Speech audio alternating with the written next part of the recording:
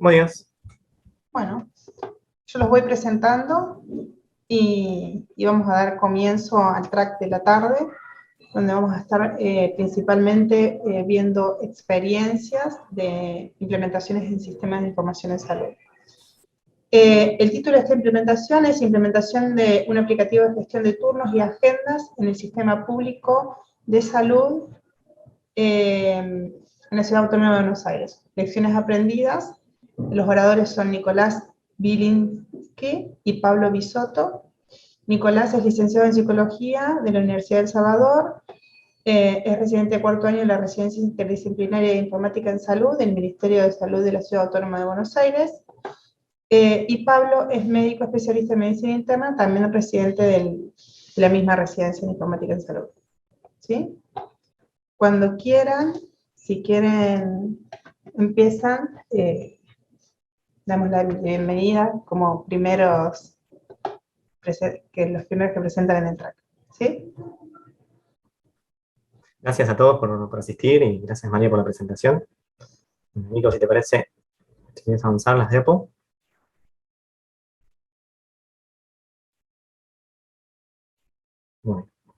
Bueno, vamos a iniciar con un recorrido un poco de lo que fue nuestra historia con esta implementación de lo que llamamos el gestor de encuentros. El sistema de salud de la ciudad venía con unos aplicativos legacy de gestión de turnos, que usaba todo el sistema de salud de la Ciudad de Buenos Aires, y tenía una serie de problemas que, para empezar, utilizaban bases de datos locales por hospital, lo que hacía que la información esté muy desagregada. Esto tenía muchos problemas con la gestión de los datos, de los especialistas, los médicos, y la identificación de los pacientes. Encima de todo esto se requería usar 3 aplicativos distintos para la gestión de turnos de toda la ciudad, que se usan de distintas formas en todo el proceso. Bueno, por todo esto se comenzó el diseño y desarrollo de un aplicativo nuevo, que en octubre de 2020, aprovechando la pandemia, el piso histórico de turnos, y aún conociendo que existían algunas funciones de los aplicativos legacy que todavía estaban a desarrollar, comenzamos la implementación en los hospitales agudos de la Ciudad de Buenos Aires. Para noviembre del 2020 logramos implementar el nuevo sistema en 13 hospitales, cerrando así una primera etapa. Y bueno, entre los desafíos que nos fuimos encontrando, se encontraba la migración de la información, la capacitación del personal y la resistencia al cambio, sobre todas las cosas. Habiendo finalizado esta etapa, hicimos unas jornadas de consenso con los profesionales, tanto como directores médicos como administrativos, para un poco alinearnos en objetivos, que ellos puedan expresar necesidades del aplicativo, consensuar procesos, cómo íbamos a nominar las agendas, las especialidades. Y con esa información nos encaramos la segunda etapa, en febrero de 2021, cerrando la brecha de funcionalidades que tenía con el aplicativo Legacy. Comenzamos a implementar en 16 hospitales monovalentes. Ahora sí, con esas lecciones aprendidas de la primera etapa para arrancar la segunda. Y en una tercera etapa nos dedicamos a la atención primaria, encarando lo que se llaman CESACs, acá en la Ciudad de Buenos Aires, que son los centros de salud comunitaria. Y dejamos para el final 3 hospitales que, por la mayor complejidad que tenían, ubicamos en el final del proceso para facilitar la implementación. Siguiente, por favor. Bien. Como verán, es un número muy alto de hospitales, CESACs y otras instituciones que tuvimos que abordar, que tuvo su linda complejidad. Pero bueno, logramos alrededor de 6.000 agendas migradas, más de 3.000 agendas creadas y 30.000 profesionales consolidados y migrados en cuanto a su formación en el sistema. Bien, para esto obviamente tuvimos que recurrir a varios equipos, muchos actores, entre ellos un equipo de desarrollo in-house, un área de comunicación que mantuvo al tanto a los profesionales y el personal de salud en la estrategia, los cambios que venían en el aplicativo, y nos proveían capacitaciones semanales de forma virtual y presencial que podían acceder todos los hospitales, junto con material de consulta para los usuarios para que se sientan expertos en el uso del aplicativo. Contamos con un equipo de implementadores que acompañaron el día a día durante la transición de aplicativos al terreno, dando soporte, acompañando el proceso. GOGIES, que es nuestro equipo de gestión de datos, se encargó de proveer los reportes y la estadística que necesitan los referentes para la gestión de agendas y de los profesionales. La Dirección de Cultura Organizacional acompañó el proceso de transformación, ya que no solo es una transformación digital, sino cultural, porque teníamos muchos conceptos arraigados de cómo se gestionaban los turnos que necesitábamos cambiar para que mejore la atención del paciente, ya estaban como más centrados a la conveniencia de los profesionales que la del paciente. El sector de UX Design, que nos acompaña en la mejora continua de la usabilidad del aplicativo. Y finalmente la gestión del proyecto, que está de la Dirección General del Sistema de Información Sanitaria, donde nos enmarcamos nosotros como residentes de lo que decimos la RISIS, la Residencia Interdisciplinaria del Sistema de Información de Salud, que acompañamos longitudinalmente todo el proyecto en cuanto a gestión, implementación y relevamiento. Próxima.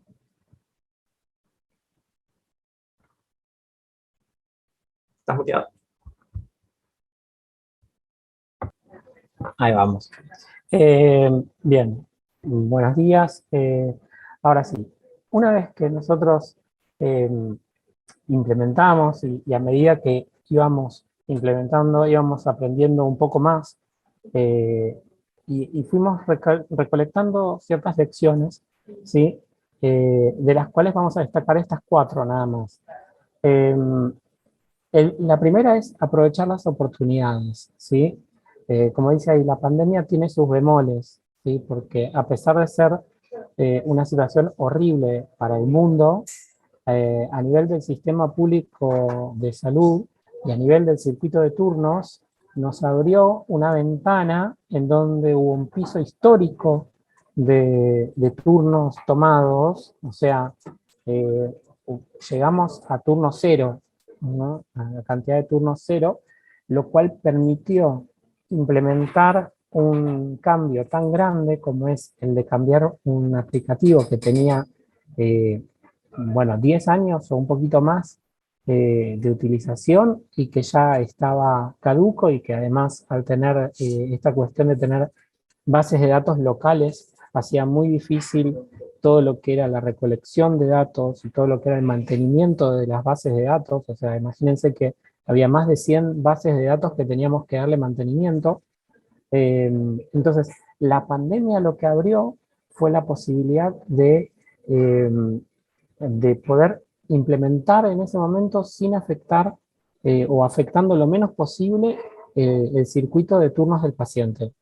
De esta manera, nosotros decidimos, ¿sí? se priorizó salir con un aplicativo que no tenía en ese momento un producto mínimo viable, pero que debido a la pandemia y a esa oportunidad que se abrió, el poder ir complementando y arreglando o desarrollando el producto mínimo viable mientras estamos implementando, nos permitía implementar sin afectar, como dije, el circuito del paciente. Otra de las lecciones aprendidas que nos llevamos es poder tener una concepción del estado de integración que tiene tu sistema, ¿sí? Al nosotros comenzar esta implementación y toda la primera etapa, los hospitales tenían, tanto en el ámbito ambulatorio, en el primer nivel de atención y en los hospitales de agudos tenían historia clínica electrónica, pero en los hospitales monovalentes todavía no tenían. Entonces tuvimos que pensar en esa integración y buscar un flujo alterno para poder otorgar toda la información necesaria para el circuito de búsqueda de historia en papel previo a la presencia del paciente para ser atendido en su turno. Otra de las lecciones es justamente realizar un relevamiento extenso de todos los actores, ¿sí? Que nosotros íbamos a tocar en esta implementación.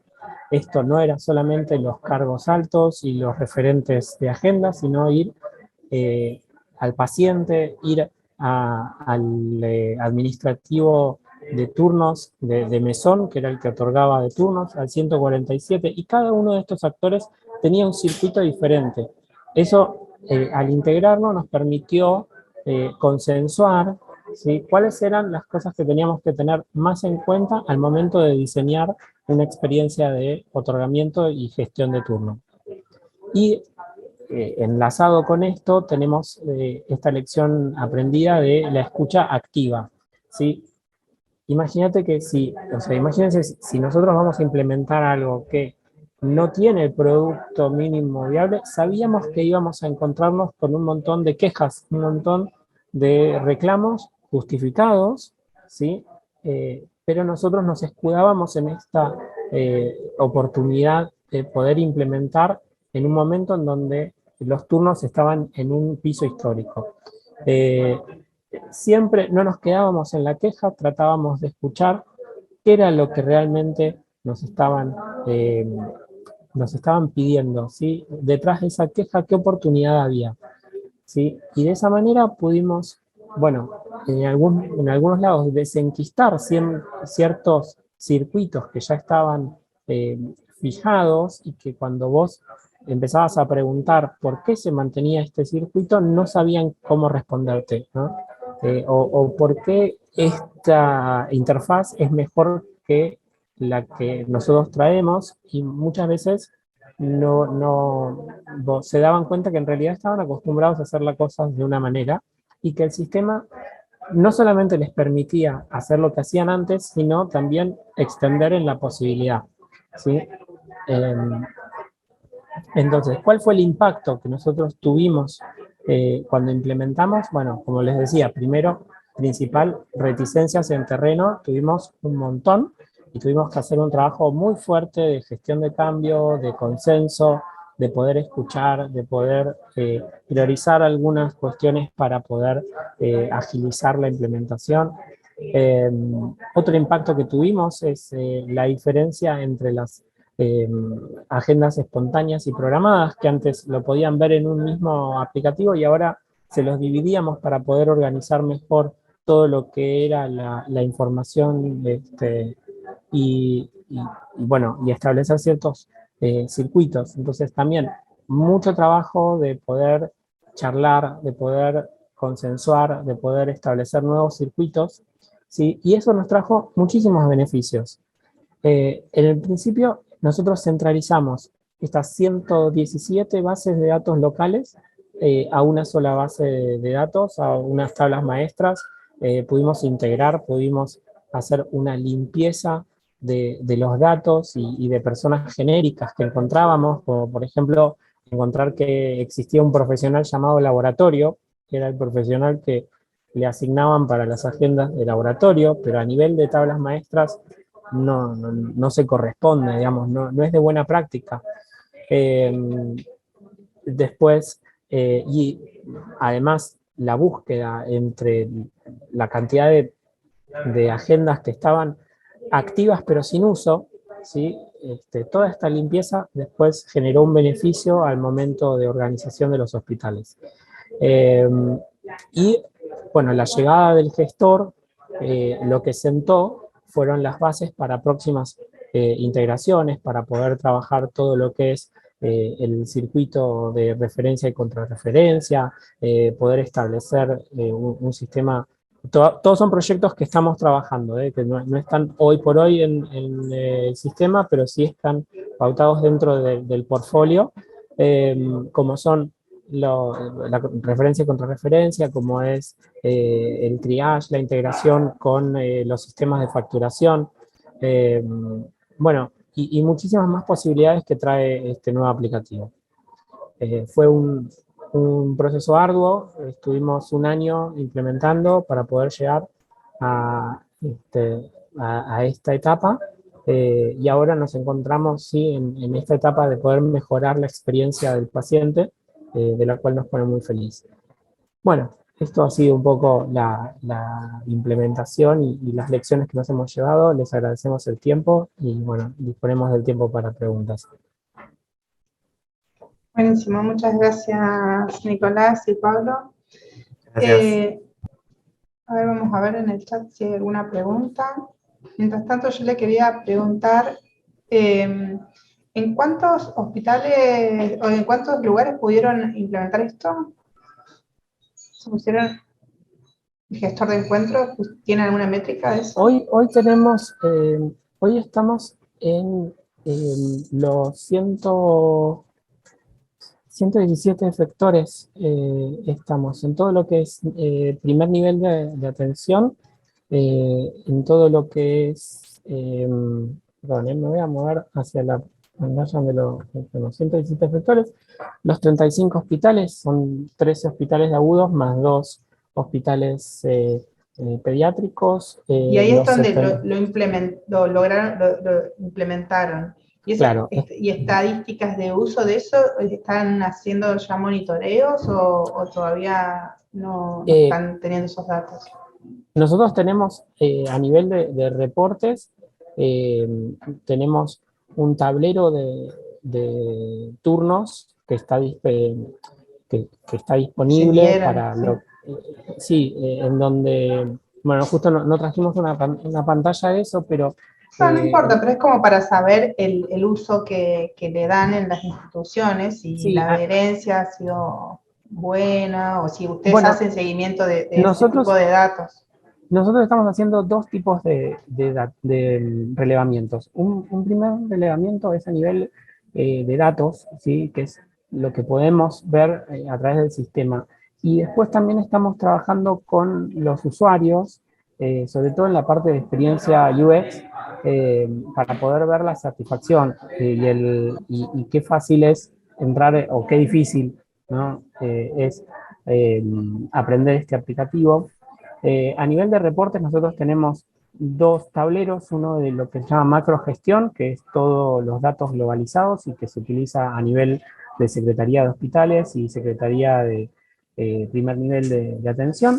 Eh, y después tenemos, el sistema tiene una parte de reportes gráficos, que es un tablero que nosotros lo llamamos para la microgestión, en donde los referentes de agenda pueden ver cómo viene la semana, entre comillas, y ahí pueden sacar los datos que después pueden presentar en diferentes partes del gobierno. Y nosotros, además, estamos trabajando, como te decía, con UX para poder llevar una métrica y hacer como encuestas de satisfacción también, para poder ver, Para porque, a el ver, proceso pensá que... de la asignación de turnos, justo acá preguntan en el chat, ¿cómo es el Mm, proceso de asignación de turnos? Imagino que es si los médicos o los profesionales pueden asignar esos turnos o lo asigna algún administrativo o lo asignan desde el 147. Ustedes tienen varias vías de hoy contacto de los tenemos, pacientes para llegar a la claro, red. hoy tenemos diferentes tipos de circuitos de otorgamiento de turnos y estamos trabajando para poder expandir los modos del otorgamiento. O sea, hoy puedes sacar el turno en los mesones del hospital, puedes sacar los turnos en el 147, próximamente lo vas a poder hacer a través del BOTI, y cada profesional, dependiendo si, si de dirección se aprueba o no se aprueba, se les da permiso para que puedan manejar su propia agenda, otorgando turnos en sus propias agendas. Vinculado Pero a bueno, eso, sí. te voy siguiendo haciendo las preguntas que van saliendo en el chat. Dice, ¿cómo impactó en la oferta de los servicios? Me refiero a los mejores indicadores de ausentismo y de espera. Me imagino que tiene que ver con la disponibilidad de estos turnos, si tienen alguna métrica de que este gestor de encuentros que han implementado mejora la accesibilidad de los pacientes a la toma de Estamos, turnos. bueno, una de las partes que estamos haciendo es justamente evaluar el impacto que está teniendo el gestor. Es muy difícil en un sistema en donde vos implementás y están todos obligados a utilizar el mismo sistema, eh, poder evaluar la adhesión, porque no tienen otra, o sea, otra posibilidad. O se adhieren a este sistema o se adhieren a este sistema. Por eso estamos evaluando otras maneras de evaluar la adhesión al sistema, que tiene que ver con las encuestas de satisfacción y con todo lo que es el trabajo de UX. Pero sí, lo que sí vimos es, y a ver, es muy difícil también evaluar la adhesión, hacer un conteo de, a ver, cuánta gente sacaba turnos cuando empezamos y cuánta gente saca turnos ahora, porque en el Por ahí medio de esta todavía hay implementación, que sí, definir los indicadores por ahí claro, de en eso esto. estamos trabajando. Y también es muy difícil porque la pandemia hizo que de repente pasaras de tener 0 turno otorgado por día, porque no estaba permitido el turno presencial. Bueno, 0 es una manera de decir.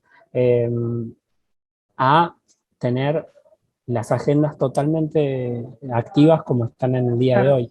Tengo otra de las preguntas que sale en el chat y es con respecto a los sobreturnos. Si tiene o existe la posibilidad de dar sobreturnos en el sistema que tienen implementados, y yo a esto le voy a sumar, que no sé si tiene que ver o no, pero me imagino que en el sector público también tienen un sistema de referencia y contrarreferencia del primer nivel al segundo nivel y del segundo nivel al primero, y si lo gestionan a través de esto, de los sobreturnos que tienen, turnos protegidos, los servicios o las jurisdicciones o como lo tengan armado. Bueno, vamos por partes. Con el sobreturno fue una de las cuestiones que se trabajó a nivel de consenso, porque lo que era un sobreturno para alguien, en definición, podía servir, puede ser otra cosa para otra persona. Entonces se estableció bien que el sobreturno es un turno que se inserta entre 2 turnos programados, ¿sí? Me fui a hacer unas placas, volví, ¿no? Y entonces en vez de sacar un turno, el profesional me mira entre un turno y el otro, me da un sobreturno. Eso fue un trabajo arduo porque en algunas personas el sobreturno era como turnos de potestad del médico, que el médico podía otorgarse esos turnos. Entonces también se trabajó mucho en definir qué es un sobreturno. El sistema te permite dar un sobreturno, que es esta primera definición que di. Es un turno que está por fuera del horario, o sea, por fuera de la grilla, ¿sí? Y que yo permito en el mismo horario poner 2 turnos, ¿sí? Eso es un sobreturno. Y en cuanto a la referencia y contrarreferencia, es uno de los proyectos que estamos empezando a trabajar ahora. En el sistema público existe hoy todo el circuito de referencia y contrarreferencia. Lo que se hace son agendas reservadas, ¿no? Que están por fuera de lo que son la oferta al público, pero todavía no, a nivel de gestor todavía no estamos trabajando, es uno de los próximos proyectos que tenemos dentro de la priorización. Sí, es un gran desafío ese, es bastante difícil. Sí, es una red de 8 millones de personas. Sí, sí, sí. Bueno, pero un poco hoy a la mañana en el track que estuvo Cintia Esperanza del Ministerio de Salud de Nación, también hablaba de esto, de que en su proyección del año que viene tienen pensado trabajar en esto, con referencia y contrarreferencia, y creo que tiene que ver con la disponibilidad de turnos y hacer más accesible el sistema de salud a través de la implementación de sistemas. Tal cual. El sistema lo que trae ahora, por ejemplo, es la geolocalización del paciente, entonces ya podemos, al momento de tener la oferta, ¿sí? Detectando al paciente, podemos saber a qué área programática corresponde y poder ofrecerle turnos primero en el primer nivel de atención y luego hacia los hospitales más especializados. Eso lo tienen a través del empadronamiento, o sea, cuando lo empadronan, claro, utilizan la dirección y lo georreferencian desde ahí. ¿No? Exactamente. Cuando vos te empadronás en el sistema de gestión hospitalaria, SIGEOS, el sistema ya te asigna tu centro de salud correspondiente y tu médico de referencia. ¿Asignan como un médico de cabecera a cada paciente? Es un equipo de trabajo, sí, son médicos que... Estamos yendo de tema, pero bueno, sí, bueno, pero ya que estamos, por ahí para conocer es un médico, puede ser médico clínico, médico familiar, un tocoginecólogo, pediatra, y son poquitas. Sí, las especialidades que hacen atención primaria le asignan un médico cuando se Ujú. empadrona, o sea, que corresponde con su jurisdicción. Exactamente. Y es un centro de salud que no queda a más de 15 cuadras de tu casa. Ah, buenísimo, eso está muy bueno porque ya te da una referencia al primer nivel. Ujú. Después, bueno, hay que trabajar la otra referencia que es más difícil, con los hospitales. Tal cual. Bueno, buenísimo, chicos, los felicito. La verdad que es un trabajo muy grande el que han hecho y también los felicito por haber presentado en las jornadas, que Muchas como gracias. residentes es un aprendizaje también presentar y estar y mostrar el trabajo que hacen todos los días. Muchas gracias. Así que, bueno, buenísimo. No sé si hay más preguntas en el chat. Seguimos, a ver. Muy buena presentación. A ver, vamos a aprovechar porque todavía no se conectó el siguiente orador, así que vamos a aprovechar que tienen más preguntas. Exactamente. Bueno, a ver, Wilfredo. La pandemia ha incrementado en gran lista la espera de atención clínica o quirúrgica prioritariamente en los hospitales nacionales. ¿Qué parámetros o score, estrategias recomiendan para priorizar la atención según listas únicas de espera existentes para procedimientos y o tratamientos clínicos o quirúrgicos? No sé si ustedes tienen turnos para cirugías. No, me imagino que la programación quirúrgica no entra dentro de este gestor de turnos. No, nosotros vamos a comenzar con la parte de internación a partir del 2022. No tenemos hoy ámbito de Claro, internación. esto es Eh, solamente turnos de atención ambulatorio, primaria, es turno ambulatorio de ambulatorio. atención primaria. Ujú. O con especialidades, pero de la parte de ambulatorio. La estrategia de Eh, priorización Ahí, quedaría del lado del administrativo que tome esa claro. consulta, ¿no? Donde tenemos scores o parámetros. Bueno, a ver. ¿Usan algún modelo automático que permita priorizar el acceso de turnos, principalmente los segundos o tercer nivel de atención? Bueno, no, porque solamente están abarcando ambulatorio, todavía no están abarcando lo que es segundo nivel o tercer nivel, que tiene que ver con la referencia y contrarreferencia a nivel de los niveles más bajos y más altos. igualmente, perdón, Sí, sí. igualmente sí es una de las cuestiones que estamos desarrollando ahora en toda la parte de mejoras, porque, digamos, la primera parte fue robustecer el sistema y permitir el otorgamiento de turnos y la gestión de turnos. eh, y ahora estamos trabajando en mejorar la experiencia y una de las cuestiones es priorizar por área programática y por centro de atención. Acá hay otra pregunta que dice, bueno, la calidad del dato de domicilio en población vulnerable es realmente mala.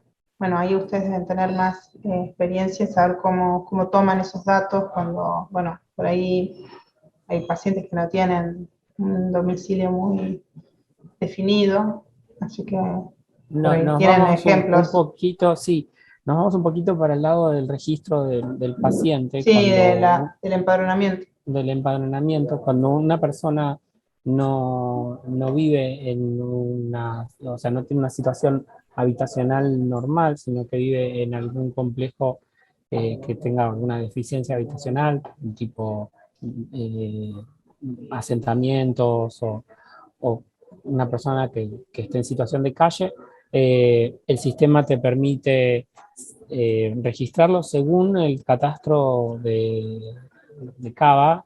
Vos podés decir en qué asentamiento está, en qué manzana, digamos, todos los datos para tener un registro de dónde está habitando esa persona, y también tenemos lo que se llama el registro temporal, que es para aquellas personas que no tienen documentación fehaciente eh, y se les da atención igual, digamos, no se deja a nadie sin atender. Bueno, actualmente, ¿cuál sería la mejor distribución de turnos para las atenciones médicas especializadas? ¿Programar atenciones médicas virtuales online o presenciales? ¿Eso lo tienen estipulado? Tipo Si lo supiese. turnos virtuales o presenciales, pero ahora son todos presenciales, ¿no? No, nosotros ¿También tenemos tienen? tres tipos de atención. Nosotros tenemos la atención presencial, la atención de telellamada y televideo. ¿sí? Los circuitos, la agenda, cuando vos la configurás, podés configurarla para que sea una agenda de telellamado, televideo, y el sistema te otorga el turno y luego el profesional se contacta con vos. ¿Cuál es la mejor estrategia? Eh, es una cuestión, a nivel de Buenos Aires es muy difícil porque cada área programática va a tener una estrategia diferente. Y a nivel de sistemas nosotros tratamos de proveer las herramientas para que eso pueda suceder, pero no trabajamos tanto con la estrategia, sí trabajamos con otros grupos que podemos, o sea, con otras áreas de gobierno y del ministerio que son los que bajan la estrategia. Bueno, la cancelación, ¿cómo manejan las cancelaciones? Bueno, me imagino que dan aviso por chat o por el boti si cancelan. ¿Los Bueno, médicos pueden cancelar los turnos o eso lo hace algún administrativo? Y con esto vamos un poco cerrando. No sé si me quedó alguna es un de las tema, la agendas de cancelación. imágenes y todo eso, no sé si tienen, pero también hay preguntas. También tenemos agendas de imágenes y agendas de laboratorio, y cuando vos buscas, o sea, el primer filtro siempre es el paciente. Una vez que vos ubicas al paciente, si tiene alguna solicitud de laboratorio, el sistema te muestra las solicitudes que tiene para que el administrativo pueda indicar las indicaciones, valga la redundancia. También, y lo mismo para imágenes, lo que pasa que no tenemos ese circuito integrado todavía en la historia. Eh, pero el tema de la cancelación nos ha generado bastante ruido en algún momento porque en un principio la cancelación la manejaba, o sea, por ejemplo, ahora el sistema te avisa, te han cancelado el turno, comunícate con el 147 o con el hospital, si no fuiste vos quien lo solicitó, te manda un mail. Pero en algunos hospitales eso les hemos roto un poco el circuito porque ellos manejaban cuando había alguna ausencia de un profesional, ellos manejaban a los pacientes, los distribuían en el momento y no necesitaban que les cancelen. Claro. Pero bueno, mucho trabajo Bueno, de escucha y se pudo llevar a buen puerto. bueno, chicos, la verdad que muchísimas gracias por la presentación, fue muy clara, muy amplia, le hicimos un montón de preguntas, pero bueno, gracias por participar de nuevo y bueno, los esperamos en las próximas jornadas y que sigan disfrutando de, no sé, de otros tracks y otras cosas que hay en las jornadas, que hay un montón, que se ofrece un montón de experiencias y de otros temas que les pueden interesar.